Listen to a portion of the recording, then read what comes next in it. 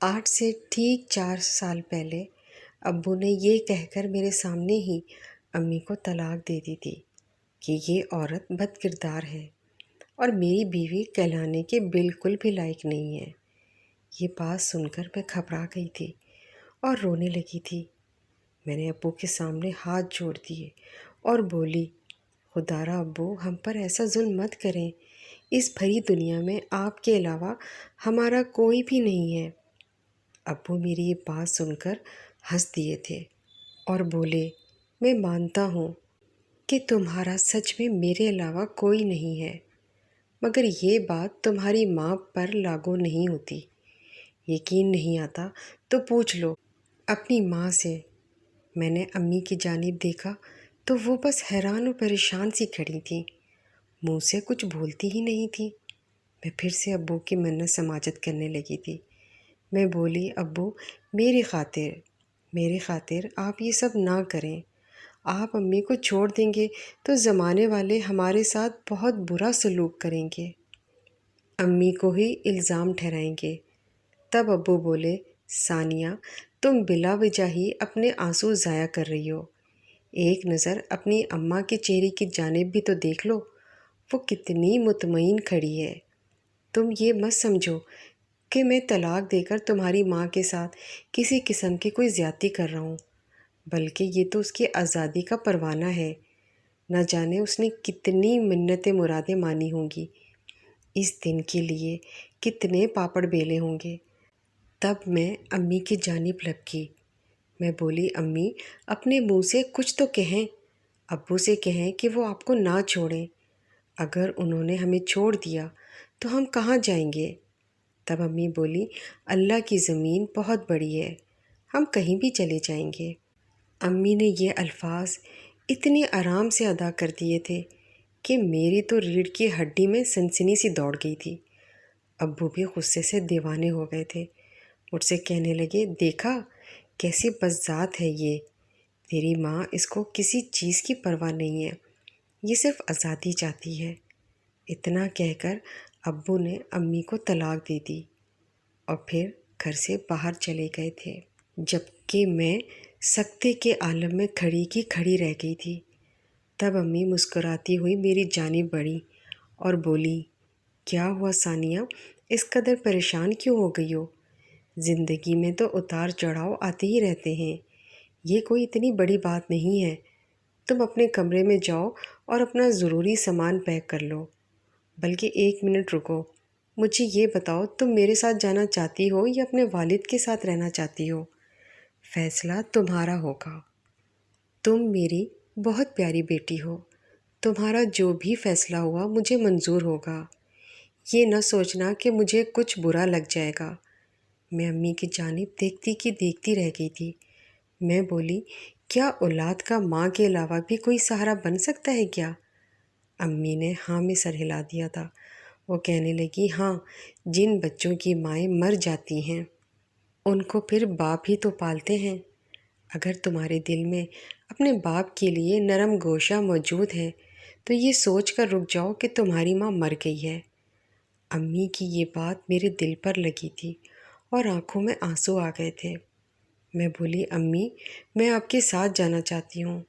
امی نے پھر ہاں میں سر ہلا دیا اور وہ بولی، اچھا، ہمارے پاس وقت بہت کم ہے، میں اپنی پیکنگ کر لیتی ہوں، تم اپنی کر لو، اور ہاں، ضرورت کی ہر چیز رکھ لینا، نہ جانے ہمیں کس حالات کا سامنا کرنا پڑے، کچھ کھانے کو بھی ملے یا نہیں، اور یہ بھی ممکن ہے ہمارے پاس ضرورت کا سامان خریدنے کے بھی پیسے نہ ہوں۔ خود کو ذہنی طور پر تیار کر کے میرے ساتھ ہی چلنا۔ میں چپ چاپ کمرے میں آ گئی تھی اور ایک بیگ میں اپنے کپڑے، جوتے اور کتابیں رکھنے لگی تھی۔ میں تو یہی سوچ سوچ کر حیران ہو رہی تھی کہ اچانک یہ سب کیسے ہو گیا۔ ہم تو اچھی بھلی زندگی گزار رہے تھے، ابو امی ایک دوسرے کے ساتھ خوش تھے، پھر وہ امی کو طلاق کیسے دے سکتے تھے؟ میں جب سے پیدا ہوئی تھی مجھے ہر سہولت میسر تھی، میری ہر خواہش پوری کی گئی تھی۔ مجھے ایسا کوئی دن یاد نہیں جس میں مجھے کسی چیز کے لیے ترسنا پڑا تھا۔ اور اب امی نے یہ کہہ دیا تھا کہ سخت قسم کے حالات کا سامنا بھی کرنا پڑ سکتا ہے۔ خیر، میں امی کے ساتھ چل دی تھی۔ ابو کے گھر کو چھوڑ کر ہمیشہ ہمیشہ کے لیے ہم دونوں ماں بیٹی ایک رکشے میں بیٹھ کر بس اسٹیشن پہنچ گئی تھیں، اور پھر وہاں سے امی نے لاہور کی ٹکٹ خرید لی تھی۔ مجھے شروع سے ہی لاہور جانے کا بہت شوق تھا۔ آج میری یہ خواہش پوری تو ہو رہی تھی، مگر ایسے حالات میں کہ آنکھ سے آنسو ہی ٹپکتے جا رہے تھے۔ اب شام کے سائے گہرے ہو گئے تھے۔ میرا دل کسی انہونی کے خوف سے لرز رہا تھا کہ نہ جانے ہم ماں بیٹی کہاں جا کر رکیں گے۔ سر ڈھکنے کے لیے جگہ بھی ملے گی یا سڑک پر ہی سونا پڑے گا؟ مجھے گہری سوچ میں غرق دیکھ کر امی کہنے لگی، کیا بات ہے ثانیہ، کیا سوچ رہی ہو؟ میں بولی، امی میں تو سوچ رہی تھی کہ ہم بہاولپور جائیں گے، آپ کے والدین کے گھر، مگر آپ نے تو لاہور جانے کا فیصلہ کر لیا ہے۔ امی نے میرے سر پر ہاتھ رکھا اور مسکرا کر بولی، ہم کسی پر بوجھ نہیں بنیں گے۔ تمہیں علم ہے نا کہ کسی کا احسان لینا اتنا آسان نہیں ہوتا۔ اگر ہم امی کے گھر جاتے تو کیا ہو جاتا؟ وہاں کون سا میری ماں زندہ موجود ہے جو مجھے دیکھ کر خوش ہو جاتے؟ اس گھر میں تو میرے تین بھائیوں کی بیویاں ہیں جو ہم دونوں کو دیکھ کر ناک منہ چڑھاتے، ہم دونوں کو ملازمہ بنا لیتی۔ میں نے ایسی زندگی تو نہیں سوچی تھی تمہارے لیے۔ ہاں، اگر میں اکیلی ہوتی تو اپنی بھابھیوں کے جھوٹے برتن دھونے میں بھی مجھے کوئی آر محسوس نہ ہوتی۔ میں نے اپنی ماں کی جانب بڑے غور سے دیکھا۔ یہ کتنی عظیم عورت تھی نا، اس نے میرے لیے کتنی قربانی دی تھی۔ پھر اس کو میرے ابو نے طلاق کیوں دے دی؟ ابو نے بہت غلط کیا تھا۔ اچھا ہوا کہ میں نے ابو کے ساتھ کے بجائے امی کو قبول کر لیا تھا، نہ جانے ابو میرے ساتھ دیکھ بھی پاتے کہ نہیں۔ خیر، لاہور اسٹیشن آ گیا تھا، ہم دونوں اتر گئی تھیں۔ امی نے میرا ہاتھ پکڑ لیا تھا۔ میں بولی، امی ہم کہاں جائیں گے؟ امی نے میری بات کا کوئی جواب نہیں دیا اور رکشے کو ہاتھ کے اشارے سے روک لیا تھا۔ نہ جانے ہم کس منزل کی جانب رواں دواں تھی۔ امی نے رکشے والے کو ایک ایڈریس سمجھا دیا تھا۔ میں نے حیرت سے امی کی جانب دیکھا تھا کہ امی کو ایڈریس کیسے معلوم تھا۔ ہم ایک گنجان آباد سے علاقے میں آ گئے تھے۔ امی نے رکشے والے کو کرایہ دیا اور ایک گھر کی جانب بڑھنے لگی تھیں۔ وہ بہت ہی زیادہ پرسرار سی لگ رہی تھی۔ گھر کے دروازے پر ایک خوبرو سا مرد کھڑا تھا جو امی کو دیکھ کر مسکرانے لگا تھا اور بولا، آپ نے ہمیں اپنی خدمت کا موقع دیا، بڑی خوشی ہوئی۔ پھر اس نے امی کی جانب گھر کی چابیاں بڑھا دی تھیں۔ امی نے بھی مسکرا کر وہ چابیاں تھام لی تھیں۔ امی کہنے لگی، اب تو ہم آپ کے شہر آ گئے ہیں، ملاقاتیں ہوتی رہیں گی۔ وہ آدمی مسکرا کر بولا، زہر نصیب، میں ان باتوں کو بڑی اچھی طرح سمجھتی تھی۔ میں رویوں کو بڑے خاص انداز سے جانچتی تھی۔ وہ آدمی جانے لگا، پھر رک کر بولا، میں آپ کے لیے کچھ کھانے پینے کا انتظام کرتا ہوں۔ امی نے ہاں میں سر ہلا دیا اور گھر کا دروازہ کھول کر اندر آ گئی تھی۔ یہ گھر میرے ابو کے گھر سے بھی زیادہ پیارا تھا۔ یہاں کا فرنیچر دیکھ کر تو میں دنگ ہی رہ گئی تھی۔ امی مسکرا رہی تھی۔ میں بولی، امی یہ گھر کس کا ہے اور یہ آدمی کون تھا؟ امی کہنے لگی، یہ گھر اب ہمارا ہے اور یہ آدمی جو کوئی بھی تھا، اس سے تمہارا کوئی سروکار نہیں ہونا چاہیے۔ میں خاموش ہو گئی۔ پھر تقریباً 1 گھنٹے کے بعد وہ آدمی بہت سے کھانوں کے ساتھ آ گیا تھا جو کہ امی نے دروازے سے ہی پکڑ لیا تھا اور اسے واپس بھیج دیا تھا۔ مجھے بے انتہا بھوک لگی تھی، اسی لیے جیسے ہی امی نے کھانا پلیٹوں میں ڈالا، میں فوراً سے ہاتھ دھو کر ان کے پاس آ گئی تھی۔ امی نے میرے سر پر ہاتھ پھیرا اور بولی، میں تمہیں کبھی کسی چیز کی کمی نہیں ہونے دوں گی۔ میں امی کے مطمئن سے چہرے کی جانب دیکھتی رہی تھی۔ امی مجھ سے یہ کیوں کہہ رہی تھی کہ ہمیں بہت ہی سخت حالات کا سامنا کرنا پڑے گا؟ ہو سکتا ہے کچھ کھانے کو بھی نہ ملے۔ جبکہ لاہور میں قدم رکھتے ہی ہماری رہائش کا بھی انتظام ہو گیا تھا اور ساتھ ہی ہمیں بہترین کھانا بھی مل گیا تھا۔ کیا امی یہ سب جان بوجھ کر کہہ رہی تھیں؟ کیا وہ مجھے اپنے ساتھ لانا ہی نہیں چاہتی تھی؟ یہ سب باتیں سوچ سوچ کر میں پریشان ہوتی جا رہی تھی، مگر پھر ہم دونوں کی زندگی نے بہت سے موڑ لیے تھے۔ امی ایک ملازمت کرنے لگی تھیں۔ میں نے ان سے ان کی ملازمت کے متعلق پوچھا تو وہ کہنے لگیں کہ میں ایک اسکول کی کینٹین میں کام کرتی ہوں۔ میں نے بھی مان لیا کہ وہ سچ ہی کہہ رہی ہوں گی، کیونکہ امی کی تعلیم بھی زیادہ نہیں تھی اور نہ ہی ان کے پاس کسی کام کا کوئی تجربہ موجود تھا۔ چند دن گزرے تو امی نے میرا داخلہ ایک بہت ہی اچھے سے پرائیویٹ اسکول میں کروا دیا تھا، جس کی فیس سن کر ہی میں حیران رہ گئی تھی۔ ایک ایسی لڑکی جس کی ماں اسکول کی کینٹین میں ملازمت کرتی ہو، وہ اتنی بڑی فیس کیسے ادا کر سکتی تھی؟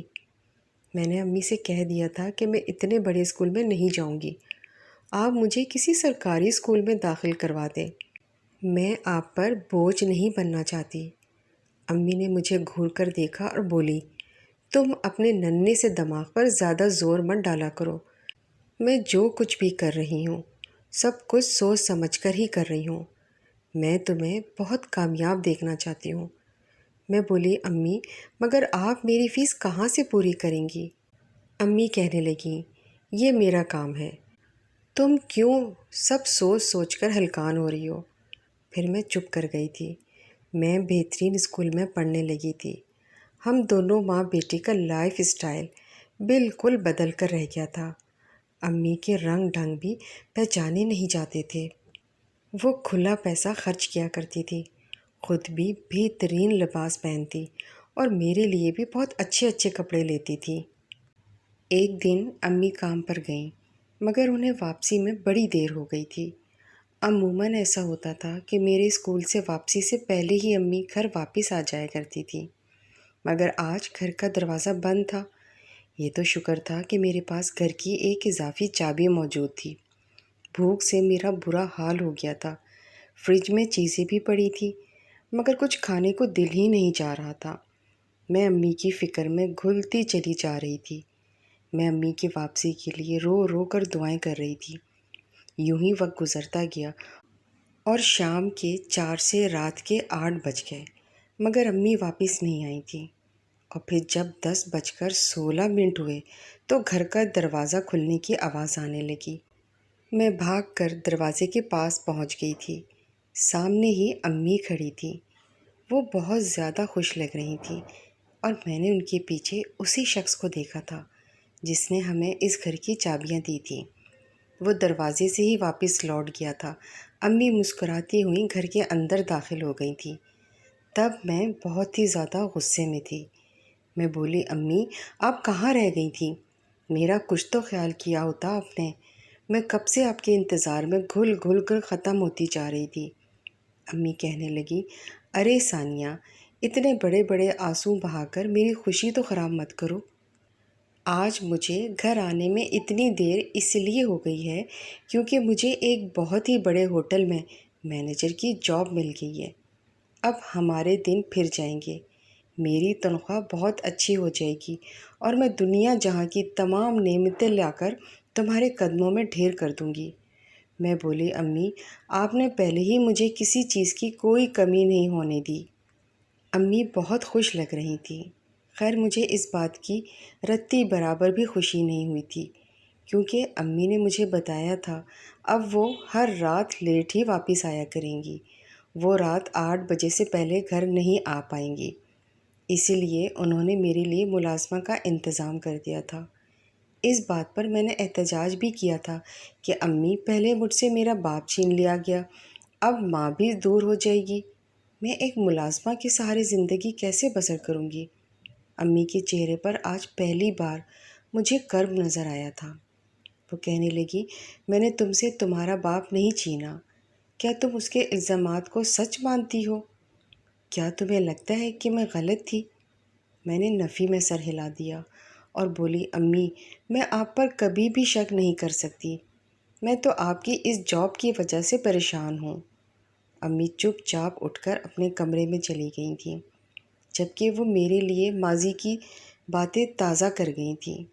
مجھے آج بھی وہ دن یاد آ رہا تھا جب ابو نے امی کو طلاق دی تھی۔ ابو نے امی سے کہا تھا کہ تم بد کردار ہو۔ جب سے ہم لاہور آئے تھے تب سے امی کی تمام سرگرمیاں میری آنکھوں کے سامنے گھوم گئی تھیں۔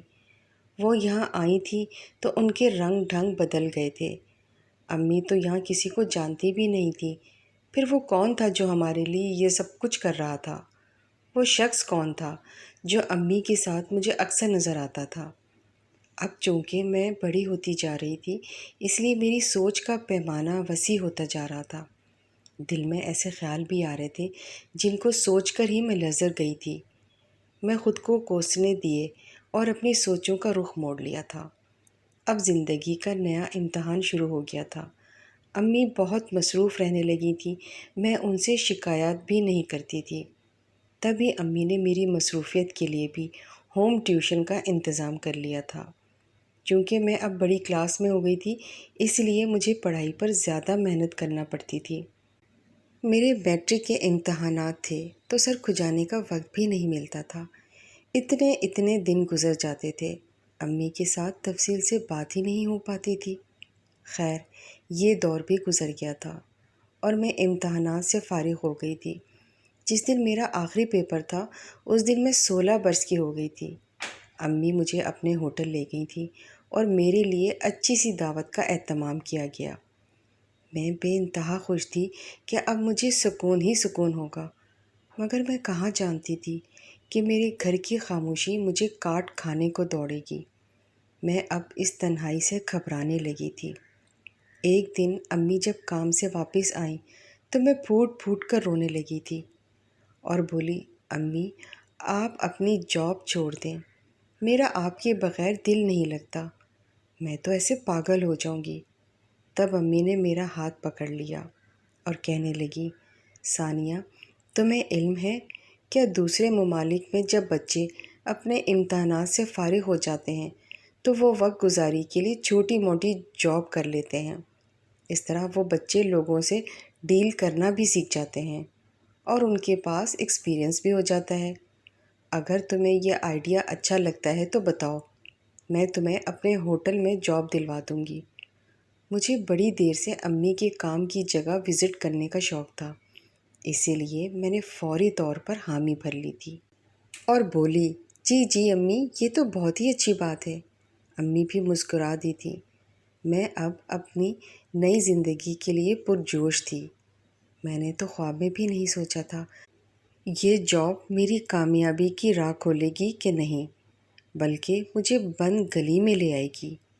مجھ پر رشتوں کی حقیقت اس طرح کھلے گی کہ میرا سانس ہی مجھ پر تنگ ہو جائے گا اور میں اجڑ جاؤں گی۔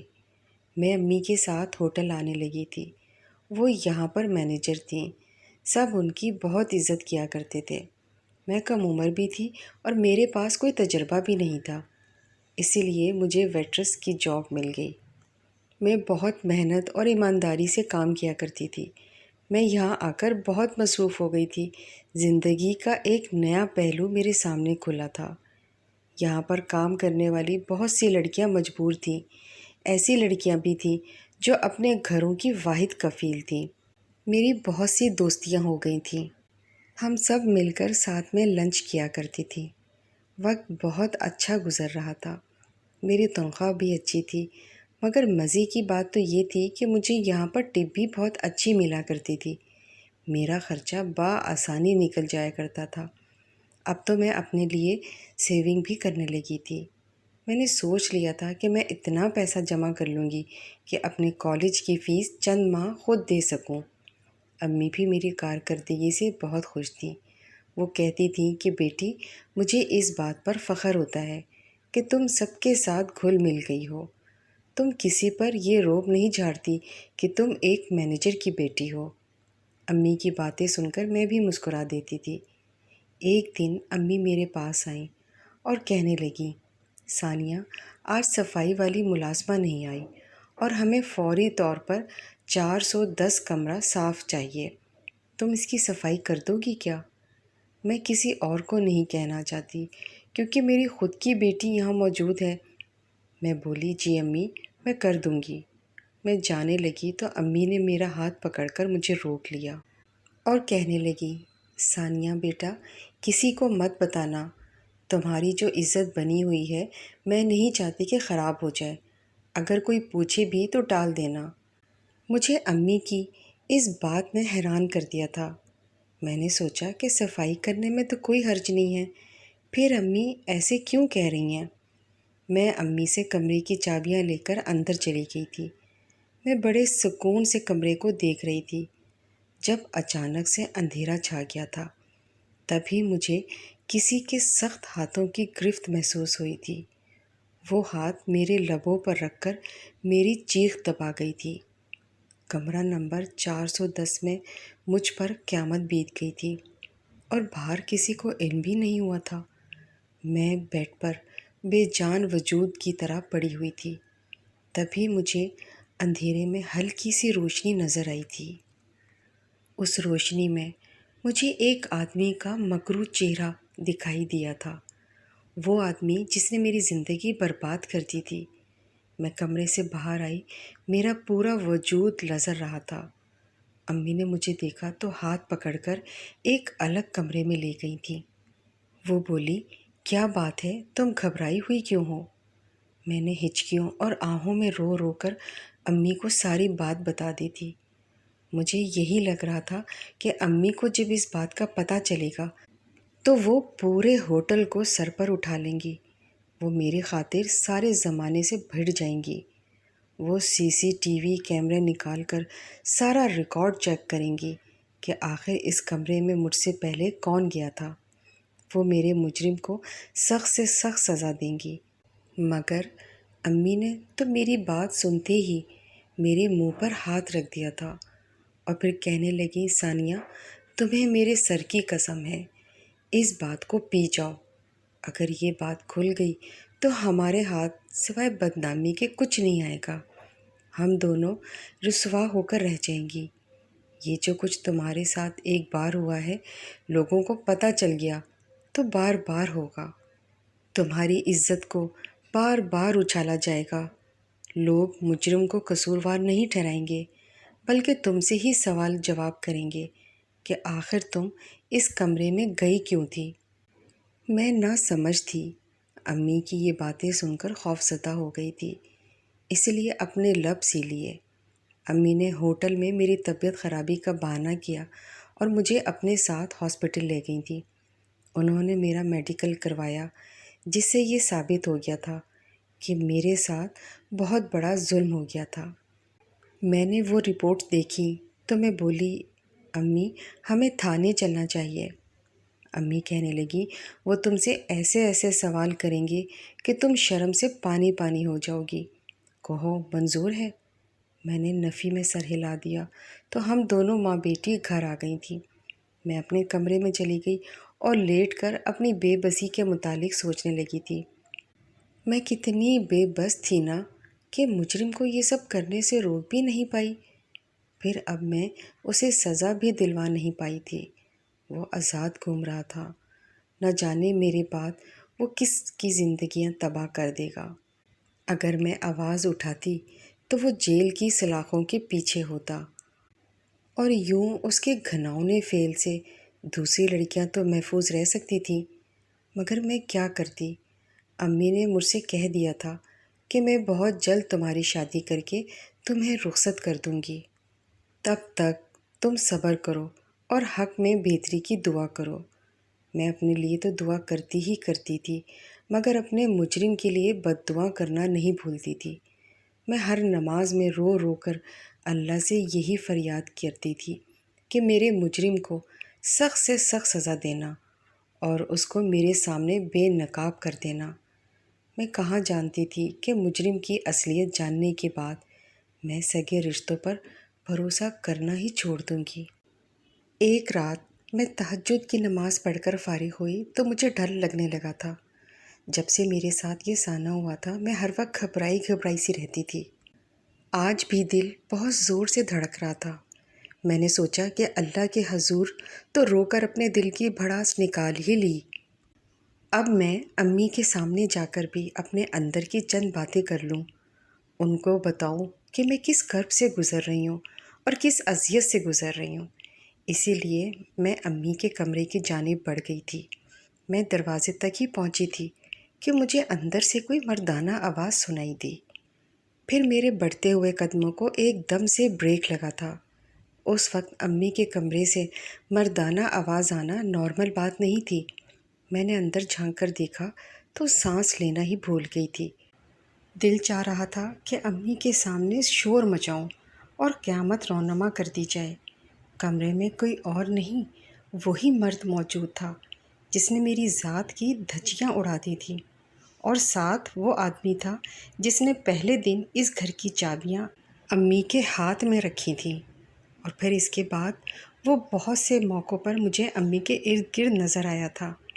میں نے ایک جھٹکے سے امی کے کمرے کا دروازہ کھولا اور اندر داخل ہو گئی تھی۔ جب ان تینوں کی نظریں مجھ پر پڑیں تو وہ گھبرا گئے تھے۔ میں اپنے مجرم کے روبرو جا کر کھڑی ہو گئی تھی۔ میں نے اس کو گریبان سے پکڑ لیا تھا، پھر اس کے منہ پر تھپڑوں کی برسات کر دی تھی۔ میں چیخ کر بولی، تم نے میرے ساتھ یہ سب کیوں کیا؟ میں نے تمہارا کیا بگاڑا تھا؟ وہ شخص میرے مجرم کو ہاتھ سے پکڑ کر باہر لے گیا تھا، جبکہ اب کمرے میں صرف میں اور امی رہ گئی تھیں، اور امی مجھ سے نظریں چرا رہی تھیں۔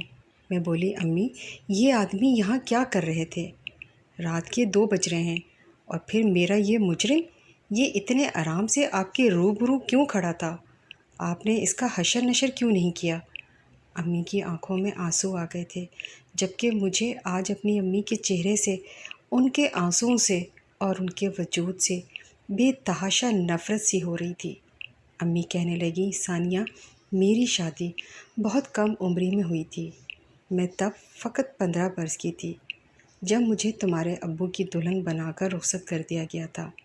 میں اپنے والدین کا گھر چھوڑ دینے پر ناراض تو تھی، مگر کیا کر سکتی تھی؟ جیسا والدین نے کہا میں نے ویسا ہی کیا۔ میرے والدین بہت امیر تھے، مگر انہوں نے مجھے کوئی لمبا چوڑا جہیز نہیں دیا تھا۔ اس بات کا دکھ تمہارے ابو کو بہت تھا۔